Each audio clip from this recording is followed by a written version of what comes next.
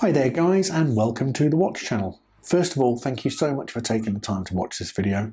If you do like the content, then please do consider subscribing to the channel. It only takes a second. Thank you so much, and now let's get back to the video.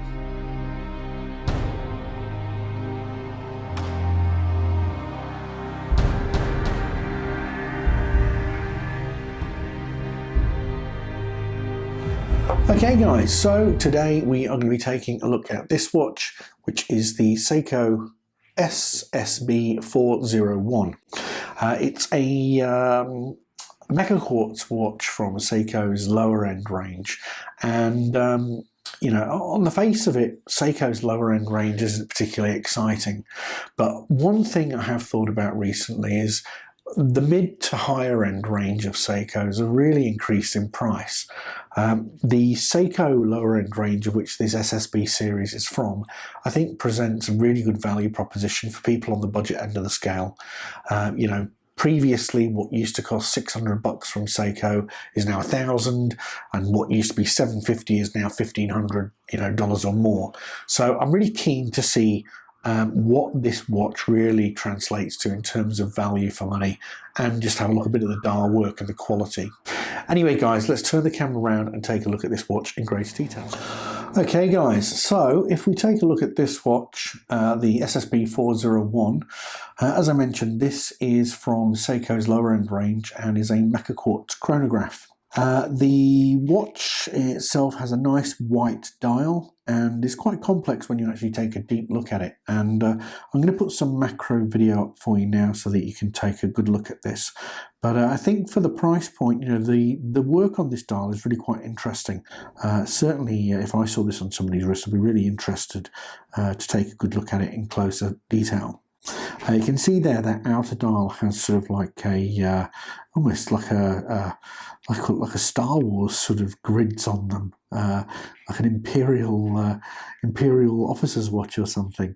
The inner dial has a straight or horizontal line effect on it, and you can see there those two sub dials to the left and right, or the 3 p.m. and 9 p.m. positions, have a sunburst effect in the center. One thing that's quite interesting is the seconds hand. Now I'm just going to set this to go, and I'll put some macro footage up, but when you actually take a look at that seconds hand in close detail, it's almost like a blued effect.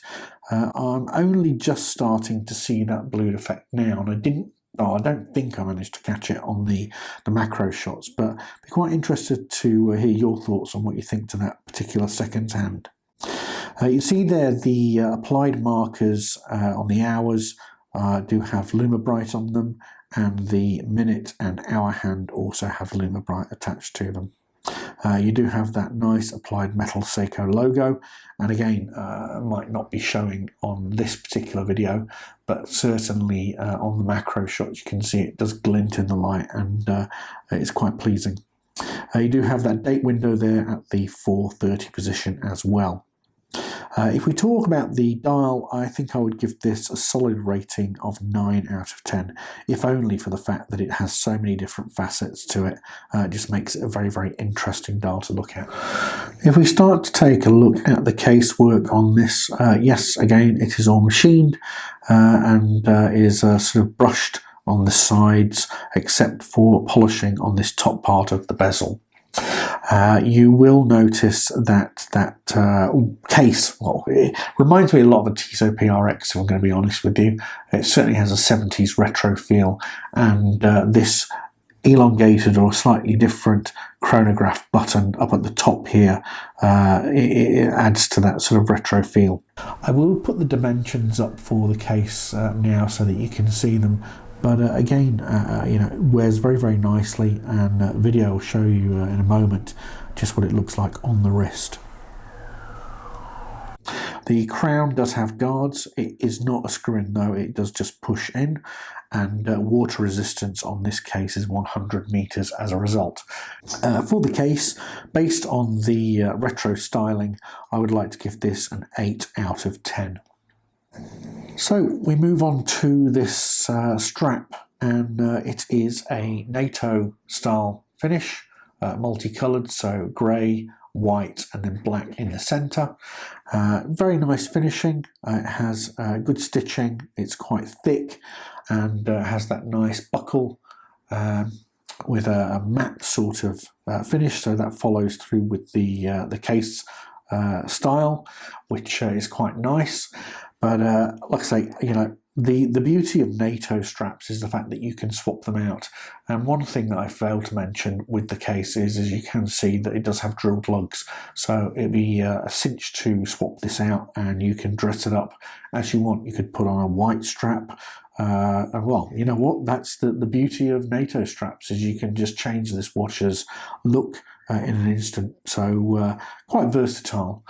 Strap-wise, like I say, it's very nicely finished. It's good quality strap. A little bit better than what you might typically find when you buy a NATO strap, depending on the price point, of course. But this, I would say, it would be a score of 8 out of 10. If we consider all of these components together, I think that the value proposition for this watch is pretty good. Like I say, mid to high-end models from Seiko have increased substantially in price, but the value range really has stayed the same. As such, I think that this is a solid 9 out of 10. The look may not be to everybody's taste, but the complexity of that dial and the overall finishing and the strap in particular, the versatility of this watch, I think really lends itself to that score. And like I say, I'm quite impressed with it. Alright guys, take care, and I'll see you in the next video. Cheers.